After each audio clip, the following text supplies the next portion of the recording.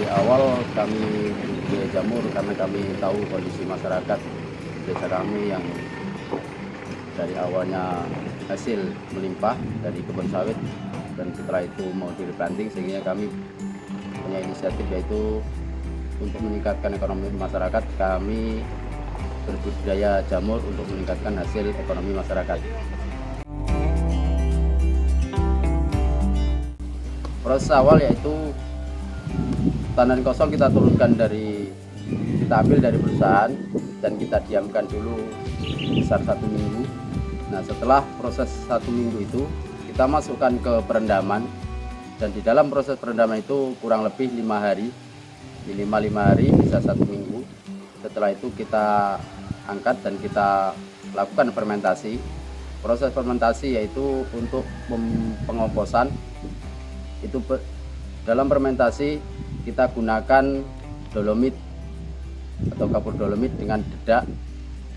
Itu kisaran hitungannya, kalau dolomitnya 50 kilo, itu dedaknya kurang lebih 80 kg.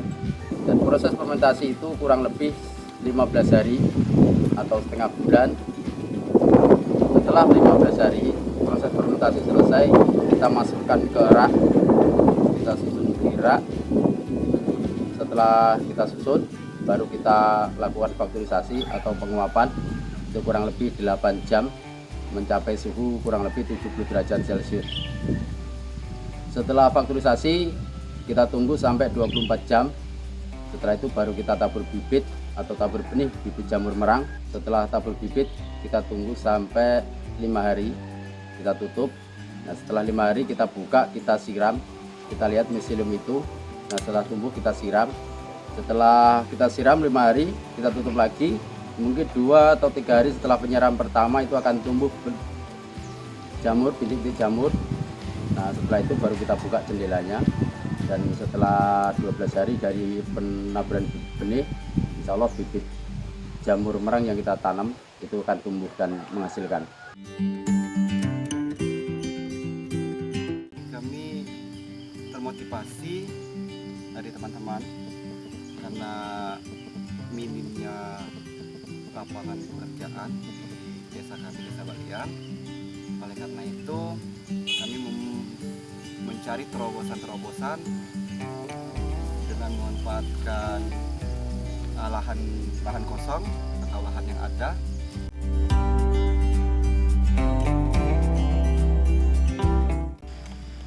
Kalau untuk saya pribadi, kerja sama orang itu nggak enak. Karena saya pernah bekerja selama 3 tahun, hasilnya pun nggak ada kayak gitu, nggak ada perubahan, nggak ada peningkatan. Jadi pengennya gimana sih kalau kita usaha sendiri, walaupun dari nol, walaupun susah, walaupun nggak gampang, tapi paling tidak kita ada niat, ada usaha, pengen usaha atau wirausaha. Saya berpikir bukan untuk saat ini, tapi untuk kedepannya, Pak. Khusus untuk di desa ini, pertama pengen memotivasi mereka. Kalau satu kakak atau satu rumah aja bikin, kita bawanya kan nggak langsung sedikit-sedikit, Pak. Mereka juga ada usaha sekarang untuk pekerjaan di RMPT sama macam ini mungkin salah satu terobosan. Juga untuk sisi modal itu minimalis lah, nggak terlalu tinggi, nggak terlalu juga murah, yang dikerjakan juga nggak terlalu berat, masa yang digunakan hasilnya pun nggak terlalu lama, jadi fleksibel lah. Nah, ini lumayan prospeknya lumayan tinggi.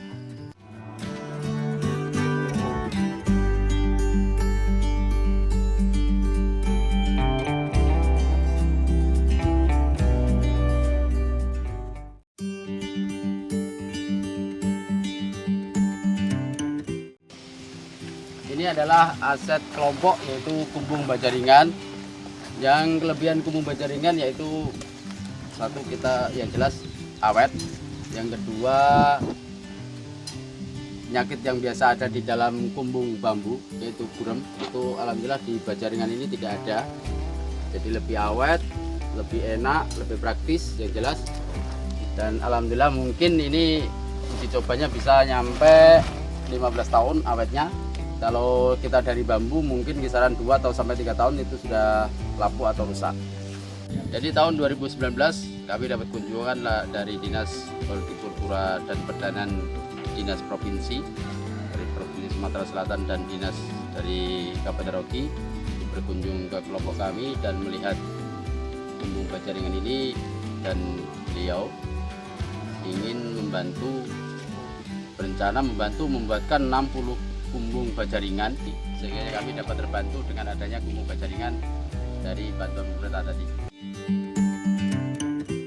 Bagian pemasaran ya, terutama kami untuk menghimpun para petani budidaya jamur di wilayah Mesuji untuk menghimpun satu pintu bagian pemasaran.